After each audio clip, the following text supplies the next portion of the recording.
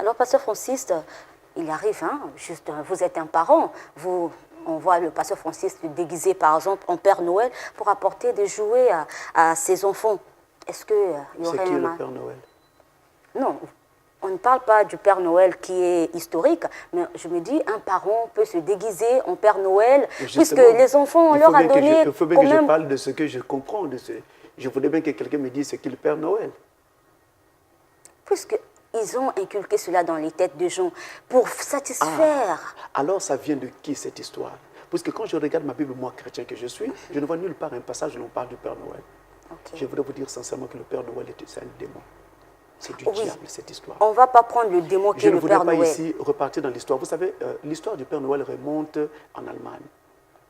Il y avait un saint catholique en Allemagne, donc un frère catholique, qui avait coutume de faire des dons aux enfants, et généralement le 6 décembre, pas le 25. Donc on l'appelait Santa Claus. Comprenez? C'était ça son nom d'origine, Santa Claus. Et donc de là, à cause de sa générosité, eh bien, ça s'est répandu dans le monde. Les gens entendaient parler de ce qu'il était en train de faire aux enfants le 6 décembre. Sa générosité était finalement répandue partout.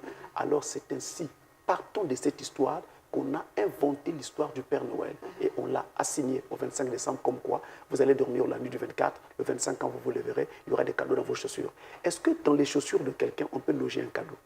Pasteur Francis, à moins que ce soit un bonbon de 25 Pasteur Francis, la réalité... Mais sinon, si vous lui achetez une poupée ou quoi, ça ne peut pas être logé dans les souliers de quelqu'un. Donc déjà là, il y a tellement de mensonges, il y a tellement d'embrouillements. Et vous savez qu'il y a des pays du monde, à l'occasion de Noël, les services de poste sont vraiment, c'est-à-dire que submergés des lettres venant prétendument d'un certain Père Noël qui serait au pôle Nord ou je ne sais pas dans quel pôle.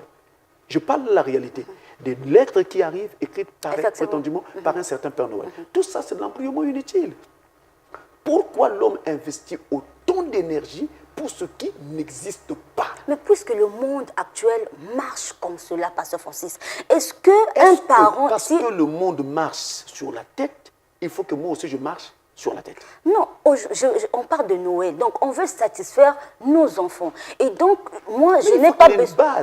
Mais Pasteur Francis, je n'ai pas besoin de croire peut-être en un Père Noël qui existe quelque part ou qui n'existe pas. Mais moi, papa, étant donné que je sais que les enfants sont autour de cette conception-là, qu'est-ce que je fais? Je me déguise en Père Noël juste pour satisfaire mes enfants à l'occasion. Pendant que je me déguise en Père Noël, je fais quoi de mon Dieu?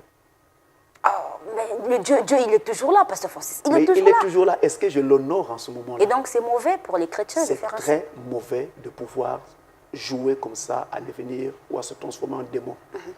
Parce que le Père Noël est un démon.